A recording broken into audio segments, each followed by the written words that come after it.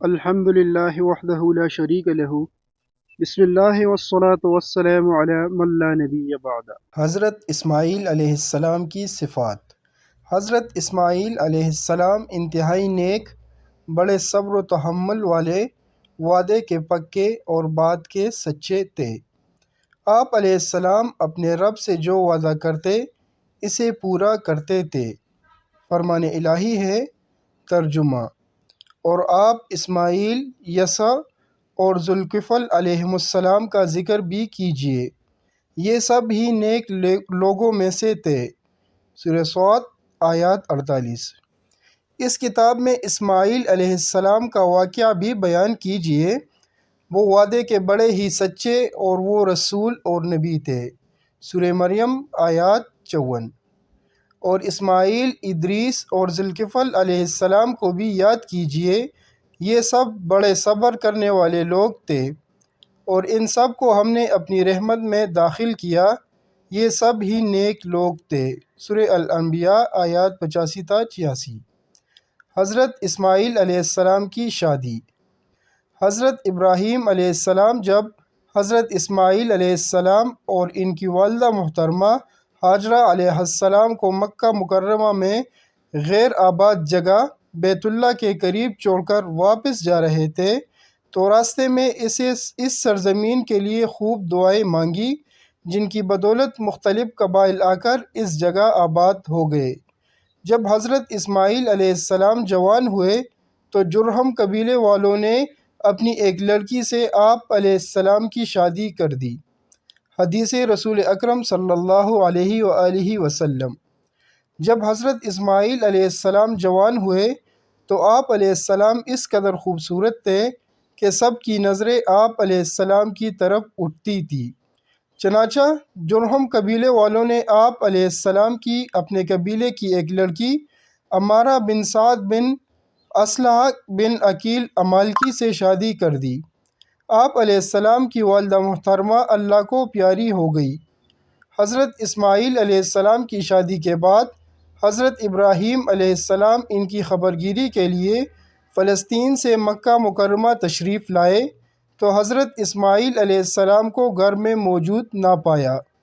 حضرت اسماعیل علیہ السلام کی بیوی سے ان کے گزر بسر کے متعلق پوچھا۔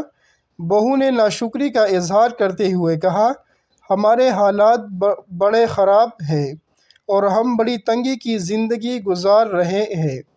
حضرت ابراہیم علیہ السلام کو ان کی یہ گفتگو اچھی نہ لگی اور ان سے فرمایا، جب تمہارے شوہر گھر آئیں تو انہیں میرا سلام کہنا اور یہ پیغام دینا کہ اپنے گھر کی دہلیز کو تبدیل کر دو۔ یہ کہنے کے بعد حضرت ابراہیم علیہ السلام واپس فلسطین چلے گئے۔ جب حضرت اسماعیل علیہ السلام تشریف لائے تو انہیں اپنی عدم موجودگی میں کسی کے آنے کا احساس ہوا۔ انہوں نے اپنی بیوی سے پوچھا کہ آپ کے پاس کون آیا تھا؟ اس نے بتایا کہ اس شکل و صورت کے ایک بزرگ آئے تھے اور مجھ سے گزر و بسر کے متعلق پوچھا تو میں نے انہیں ساری صورتحال سے آگاہ کر دیا۔ انہوں نے آپ کو سلام بھی کہا ہے اور آپ کے لیے یہ پیغام بھی چھوڑا ہے کہ اپنے دروازے کی دہلیز کو تبدیل کر دو۔ حضرت اسماعیل علیہ السلام نے فرمایا، وہ تشریف لانے والے میرے والد محترم تھے اور انہوں نے تمہیں جدا کرنے، طلاق دینے کا حکم دیا ہے، اس لیے میں تمہیں طلاق دیتا ہوں، لہٰذا تم اپنے اہل خانہ کے پاس چلی جاؤ۔ حضرت اسماعیل علیہ السلام نے پھر دوسری عورت سیدہ بنت معاذ بن عمرو جرہمی سے شادی کر لی۔ کچھ عرصے کے بعد پھر حضرت ابراہیم علیہ السلام تشریف لائے۔ حضرت اسماعیل علیہ السلام کو پھر گھر میں موجود نہ پایا۔ بہو سے گزر و بسر کے متعلق پوچھا۔ اس نے اللہ تعالیٰ کی شکر گزاری کا اظہار کرتے ہوئے کہا، ہم اللہ کے فضل و کرم سے خیریت سے ہیں اور خوشحال زندگی گزار رہے ہیں۔ حضرت ابراہیم علیہ السلام نے پوچھا کہ تمہاری خوراک کیا ہے؟ بہو نے جواب دیا، گوشت۔ حضرت ابراہیم علیہ السلام نے پوچھا، تم کیا پیتے ہو؟ بہو نے جواب دیا، پانی۔ حضرت ابراہیم علیہ السلام نے اس وقت یہ دعا مانگی، اے اللہ ان کے لیے گوشت اور پانی میں خوب برکت فرما۔ آپ صلی اللہ علیہ وآلہ وسلم نے فرمایا، حضرت ابراہیم علیہ السلام کی دعا کی برکت اب تک چلی آ رہی ہے۔ پھر آپ علیہ السلام نے بہو سے فرمایا جب تمہارے شوہر آئیں تو انہیں میرا سلام کہنا اور یہ پیغام دینا کہ اپنے دروازے کی دہلیز کو برقرار رکھے۔ یہ کہنے کے بعد حضرت ابراہیم علیہ السلام فلسطین چلے گئے۔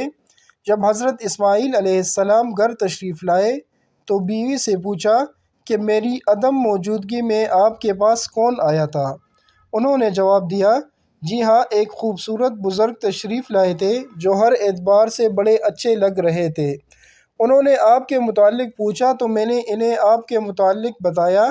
پھر انہوں نے ہمارے گزر و بسر کے متعلق پوچھا تو میں نے بتایا کہ ہم خیریت سے ہیں، اور انہوں نے جاتے ہوئے یہ پیغام دیا کہ اپنے شوہر کو میرا سلام کہنا اور انہیں یہ کہنا کہ اپنے دروازے کی دہلیز کو برقرار رکھے۔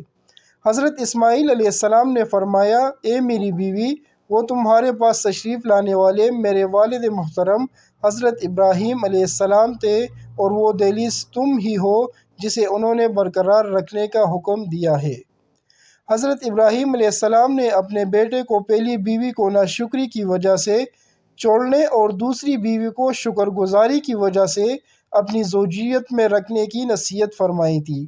فرمان الہی ہے، ترجمہ: اگر تم شکر ادا کرو گے تو میں اللہ تمہیں اور زیادہ نعمتیں دوں گا، اور اگر ناشکری کرو گے تو یاد رکھو میرا عذاب بھی بہت سخت ہے۔ سورہ ابراہیم آیات نمبر 7۔ حدیث رسول اکرم صلی اللہ علیہ وآلہ وسلم۔ ایک مرتبہ نبی کریم صلی اللہ علیہ وآلہ وسلم کے پاس ایک سائل آیا۔ آپ صلی اللہ علیہ وآلہ وسلم نے اسے ایک کھجور دی۔ اس نے ناراضگی کا اظہار کرتے ہوئے وہ کھجور واپس کر دی۔ پھر دوسرا سائل آیا۔ آپ صلی اللہ علیہ وآلہ وسلم نے وہی کھجور اسے دے دی۔ اس نے بڑی خوشی سے وہ کھجور لے لی اور کہا کہ یہ اللہ کے رسول صلی اللہ علیہ وآلہ وسلم کا تحفہ ہے۔ یہ شکر گزاری دیکھ کر آپ صلی اللہ علیہ وآلہ وسلم نے خادمہ کو حضرت ام سلمہ رضی اللہ عنہا کے پاس بھیجا کہ ان کے پاس جو 40 درہم رکھے ہوئے ہیں وہ بھی اس سائل کو دے دو۔ حضرت ابراہیم اور حضرت اسماعیل علیہ السلام کا بیت اللہ تعمیر کرنا۔ کافی مدت کے بعد حضرت ابراہیم علیہ السلام حضرت اسماعیل علیہ السلام سے ملاقات کے لیے مکہ تشریف لائے۔ حضرت اسماعیل علیہ السلام زمزم کے قریب اپنے تیر درست کر رہے تھے۔ حضرت ابراہیم علیہ السلام نے فرمایا اے اسماعیل علیہ السلام، تمہارے رب نے مجھے یہ حکم دیا ہے کہ میں یہاں اللہ کے لیے ایک گھر بناؤں۔ حضرت اسماعیل علیہ السلام نے عرض کیا کہ ضرور، آپ علیہ السلام اپنے رب کا حکم بجا لائیے۔ حضرت ابراہیم علیہ السلام نے فرمایا اللہ تعالیٰ نے مجھے یہ بھی حکم دیا ہے کہ آپ بھی اس کام میں میری مدد کریں۔ اسماعیل علیہ السلام نے فرمایا جی ہاں، میں بھی اس کام کے لیے تیار ہوں۔ پھر دونوں باپ بیٹا اٹھے اور بیت اللہ کی تعمیر شروع کر دی۔ حضرت ابراہیم علیہ السلام دیواریں بنا رہے تھے اور حضرت اسماعیل علیہ السلام پتھر اٹھا کر لا رہے تھے، اور دونوں یہ دعا مانگ رہے تھے ربنا تقبل منا انک انت السمیع العلیم۔ ترجمہ: اے ہمارے رب، ہماری طرف سے یہ خدمت بیت اللہ کی تعمیر قبول فرمائیے، بے شک آپ خوب سننے جاننے والے ہیں۔ سورہ البقرہ آیات 127۔ حضرت اسماعیل علیہ السلام کی بعثت اور قوم کو دعوت و تبلیغ۔ جب بیت اللہ کے قریب زمزم کا کنواں ظاہر ہوا تو عرب کے قبائل میں سے جرہم اور عمالیق قبائل وہاں آ کر آباد ہو گئے۔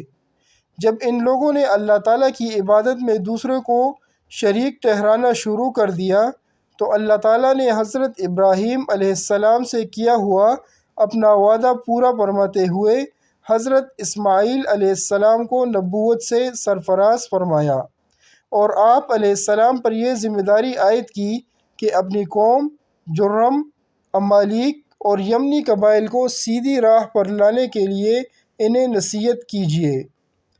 فرمان الہی ہے، ترجمہ: اور ہم نے ابراہیم، اسماعیل، اسحاق، یعقوب اور ان کی اولاد عیسیٰ، ایوب، یونس، ہارون اور سلیمان علیہم السلام کی طرف بھی وحی بھیجی تھی۔ سورہ النساء آیات 163۔ اے مسلمانوں، تم کہو کہ ہم ایمان لائے اللہ پر اور اس کتاب پر بھی جو ہماری طرف نازل ہوئی، ان تعلیمات پر بھی جو ابراہیم، اسماعیل، یعقوب علیہ السلام اور ان کی اولاد پر اتاری گئی۔ سورہ البقرہ آیات 136۔ آپ علیہ السلام خود بھی بڑے عبادت گزار تھے اور اپنے خاندان اور قبیلے والوں کو بھی اللہ عز و جل کی عبادت کا حکم دیا کرتے تھے۔ چونکہ نماز سب سے اہم عبادت ہے، اس لیے آپ علیہ السلام خود بھی نماز کے پابند تھے اور اپنے گھر والوں کو بھی نماز پڑھنے کا حکم دیا کرتے تھے۔ فرمان الہی ہے۔ ترجمہ: وہ اپنے گھر والوں کو نماز اور زکوٰۃ کا حکم دیتے تھے اور وہ اپنے رب کے نزدیک بڑے ہی پسندیدہ انسان تھے۔ سورہ مریم آیات 55۔ نوٹ: والدین کا یہ فرض ہے کہ وہ اپنی اولاد کو اچائی کی تعلیم دے اور برائی سے روکے۔ حضرت اسماعیل علیہ السلام کی وفات اور وصیت۔ حضرت اسماعیل علیہ السلام کو اللہ تعالیٰ نے کئی بیٹوں اور بیٹیوں سے نوازا تھا۔ وفات سے پہلے آپ علیہ السلام نے اپنے بھائی حضرت اسحاق علیہ السلام کو اپنا جانشین مقرر کیا اور اپنی بیٹی نسبہ کی شادی اپنے بھتیجے عیس بن اسحاق سے کر دی۔ عیس سے ان کا بیٹا روب پیدا ہوا جو کہ زردی مائل تھا، اس لیے عیس کی اولاد بنی اصغر کہلائی۔ حضرت اسماعیل علیہ السلام 137 سال کی عمر میں دنیائے فانی سے رخصت ہو گئے اور آپ علیہ السلام کو آپ کی والدہ علیہ السلام کے روضے کے قریب مقام ہجر میں سپرد خاک کیا گیا۔ حجاز کے عرب قبائل حضرت اسماعیل علیہ السلام کے دو بیٹوں نابت اور کیدار کی اولاد میں سے ہیں۔